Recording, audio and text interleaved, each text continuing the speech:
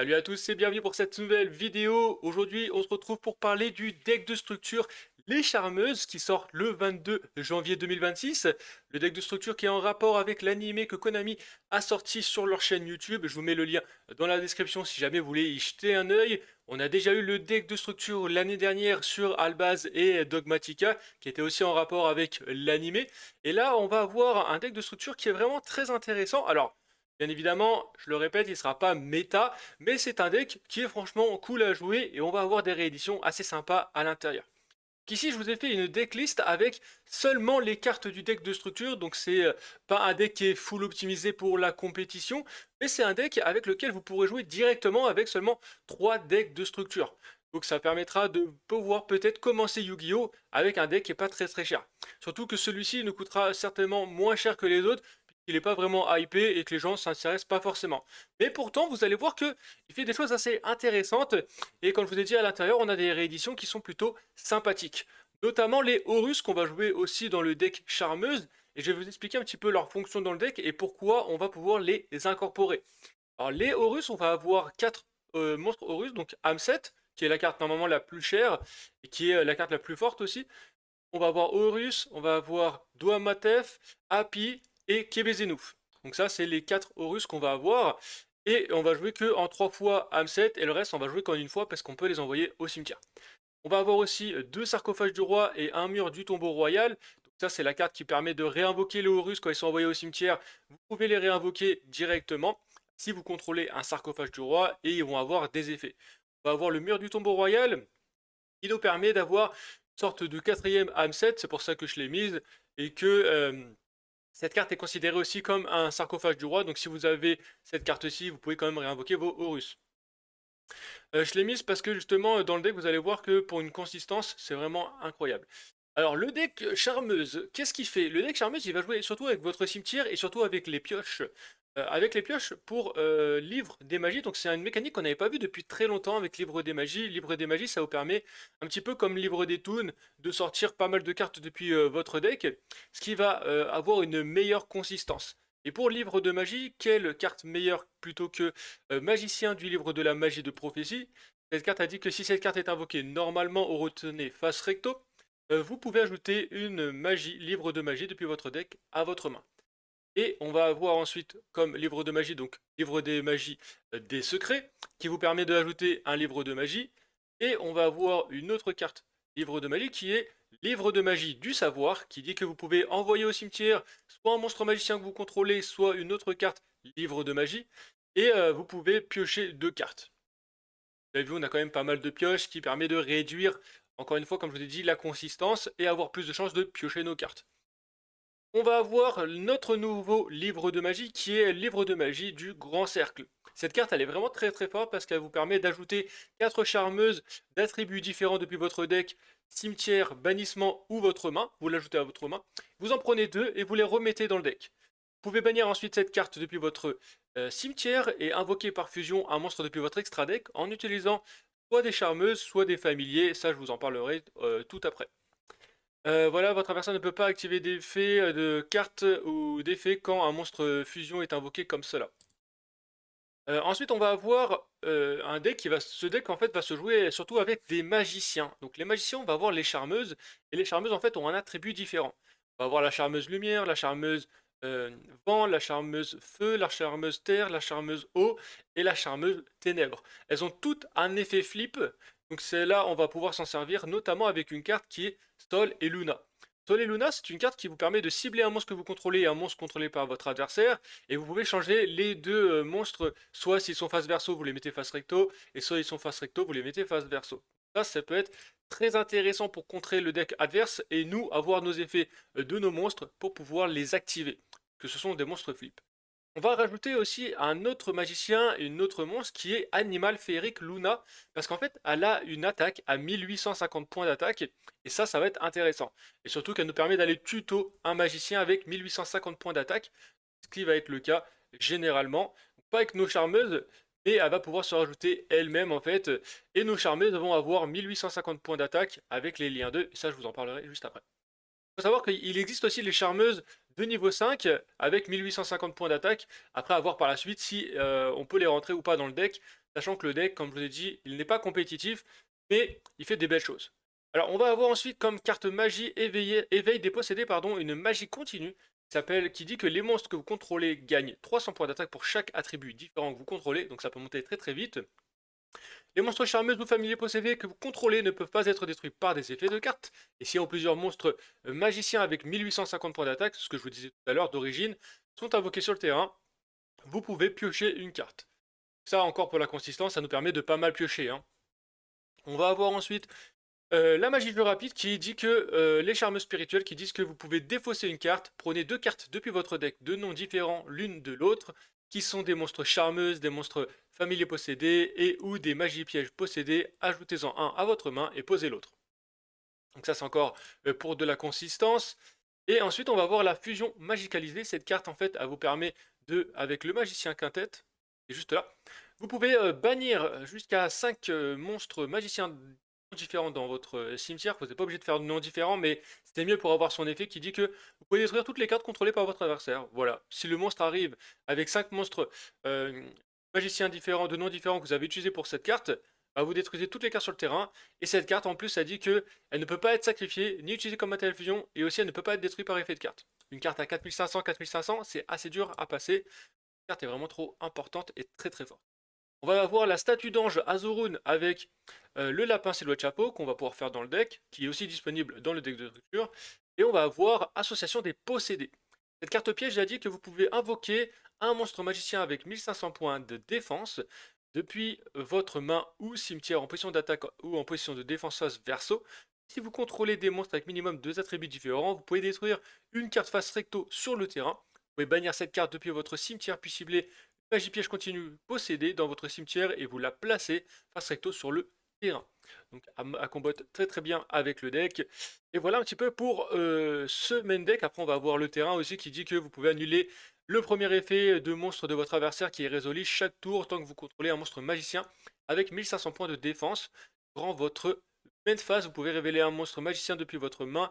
Et si vous le faites ajouter un monstre du même attribut avec 1500 points d'attaque et 200 points de défense. Donc ça va surtout être pour les familiers.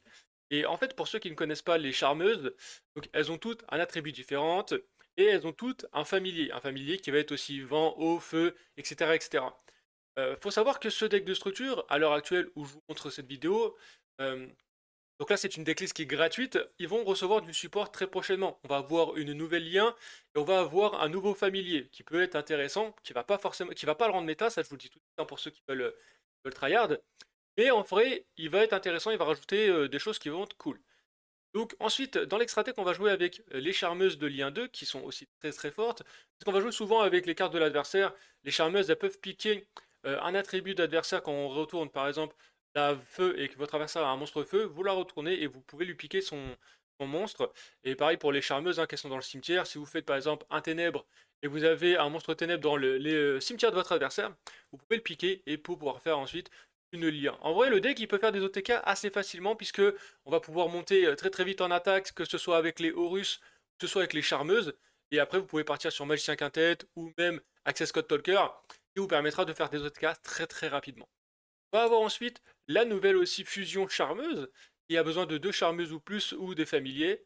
Si cette carte est invoquée par fusion, vous pouvez activer cet effet, un effet différent par attribut que vous avez utilisé pour faire cette fusion, et vous pouvez utiliser cet effet. Donc cette carte gagne 800 points d'attaque. Vous pouvez ajouter un possédé ou une magie piège depuis votre deck à votre main. Vous pouvez retourner une carte sur le terrain à votre main. Invoquer spécialement un magicien monstre depuis votre cimetière. Et vous pouvez utiliser qu'une seule fois par tour cet effet. Vous pouvez faire pas mal de choses, encore une fois. Monter l'attaque, utiliser des monstres pour taper votre adversaire avec une attaque assez haute. On va avoir le magicien quintet, Stélène, Access Code Talker, Lapin sur le chapeau. Bah, ça c'est SP que j'ai rajouté mais qui n'est pas dans le deck de structure. Le vampire zombie qui est dans le deck de structure. Et le numéro 90 que vous pouvez rajouter. Donc je vous ai rajouté plein de cartes que vous pouvez mettre dans le deck après. Là c'est vraiment pour avoir une belle consistance et pour avoir un deck qui est quand même assez fluide.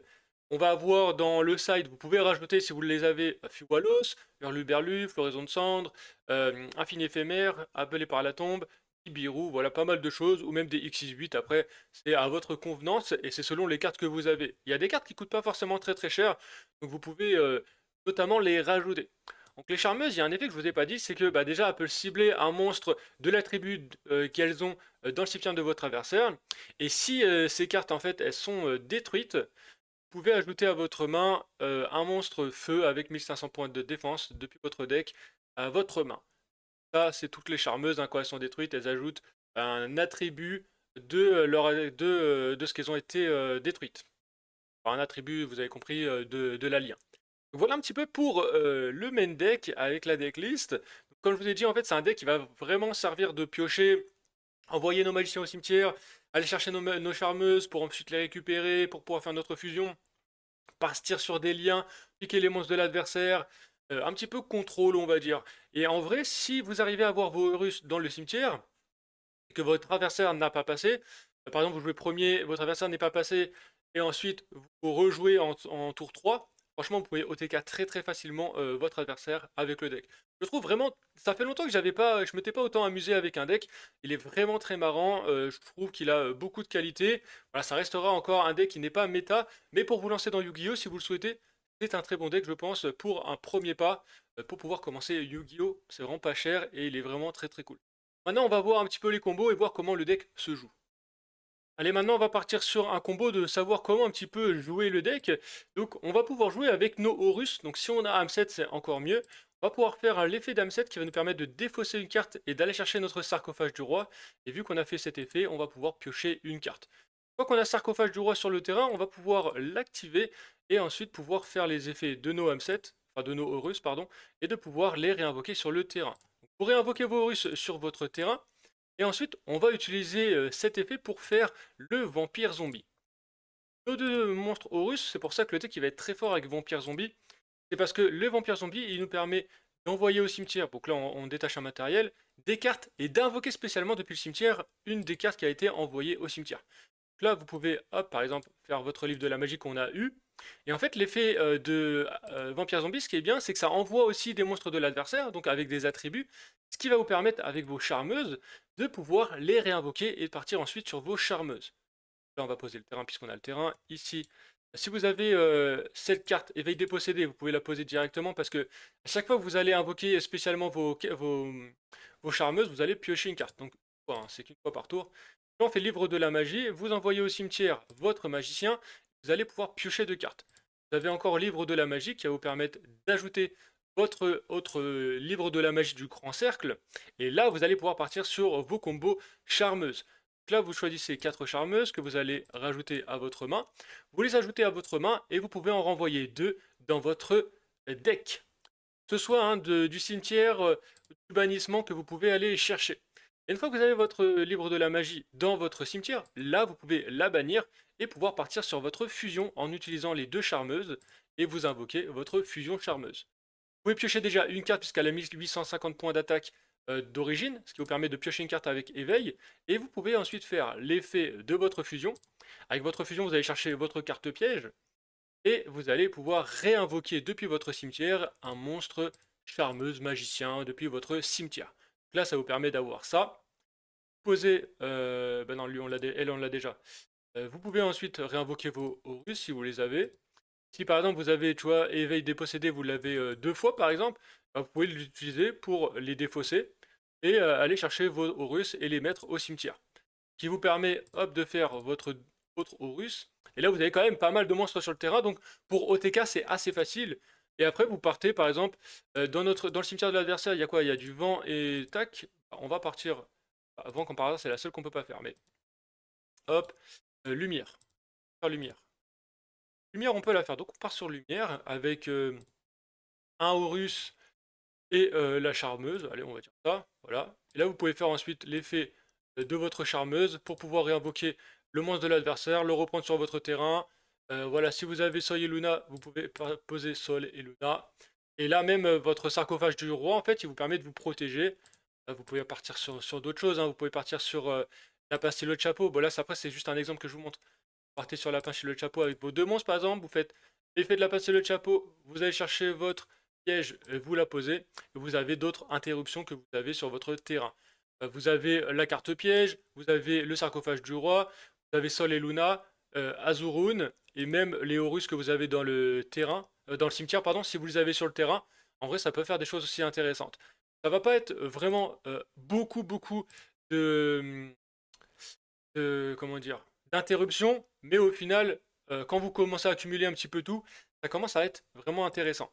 Donc là, vous voyez, après, vous pouvez partir sur SP avec le monde de l'adversaire et notre charmeuse. Par exemple, vous partez sur SP, faites son effet, bannissez dans le cimetière de l'adversaire des cartes.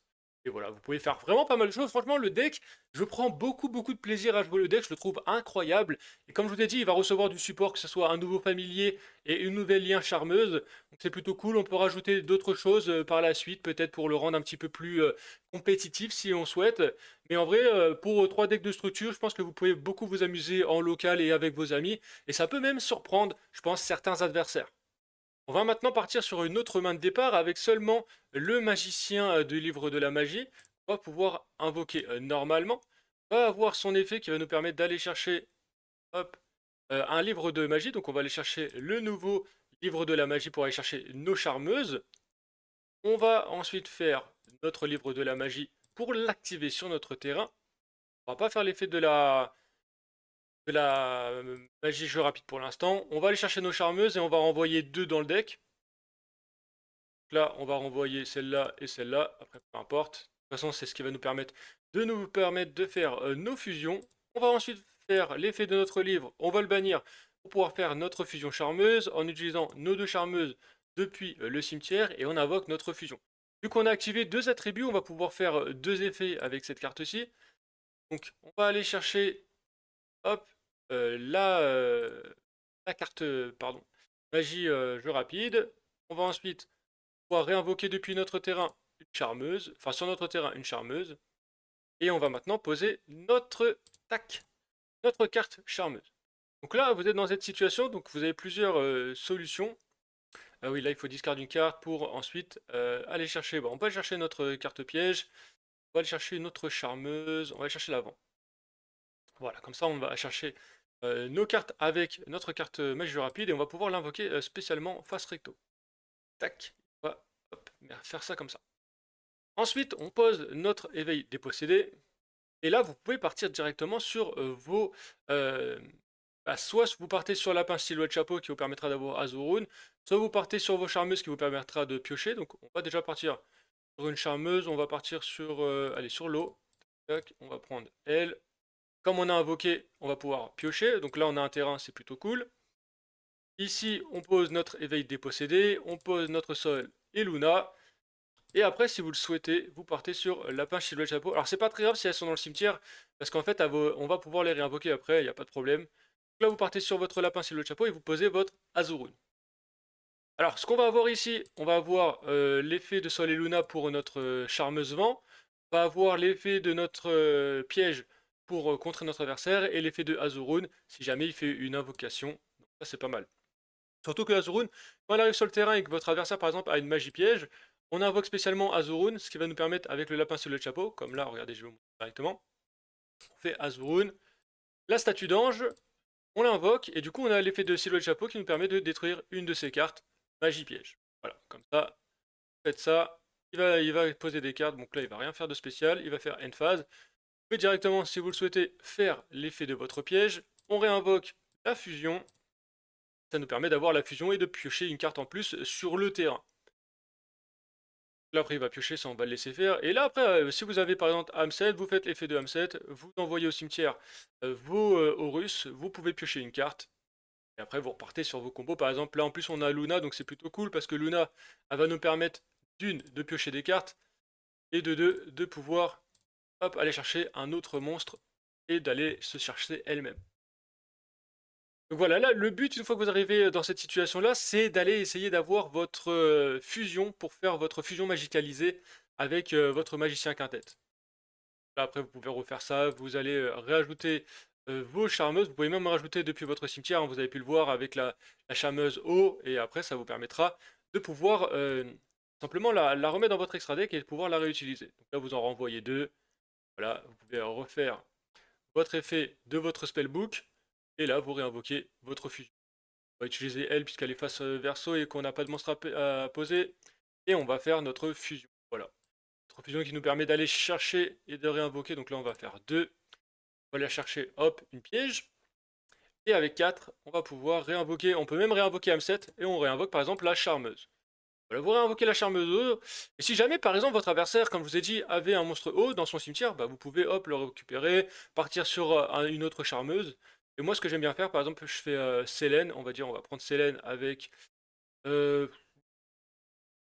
allez, avec Luna et Selene.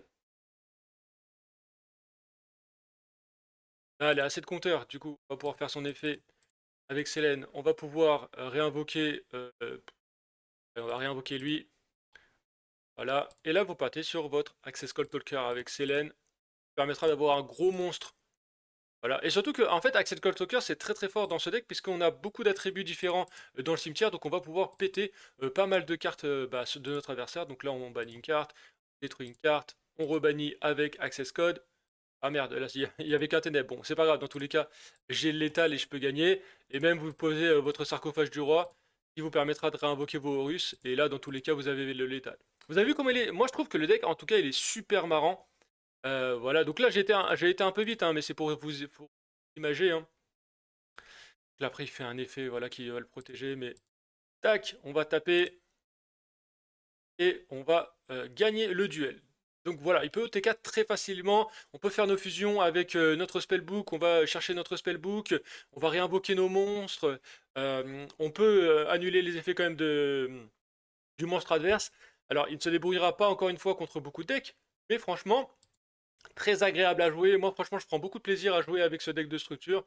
Voilà un petit peu pour la présentation du deck. Je vous ai montré un petit peu comment le deck fonctionne et comment le deck se joue. Alors comme je vous ai dit encore une fois, ce n'est pas un deck compétitif, mais je pense que ça peut être un premier deck pour les gens qui n'ont pas forcément un gros budget, qui veulent se lancer dans Yu-Gi-Oh! Le deck n'est pas forcément très dur à prendre en main. Il est plutôt marrant à jouer.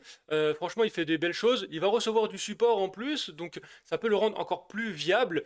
Je trouve qu'il est assez intéressant. Si jamais vous voulez vous lancer dans le remote duel, par exemple, avec votre caméra et votre ordinateur, vous pouvez rejoindre le Discord. On va pouvoir faire des duels comme cela avec la communauté si jamais ça vous intéresse. Si le contenu Yu-Gi-Oh vous plaît, n'hésitez pas à liker et à vous abonner bien évidemment à cette chaîne. Si vous avez des questions sur le deck, les commentaires sont là pour ça. Et sinon, on se retrouve très prochainement pour du nouveau contenu.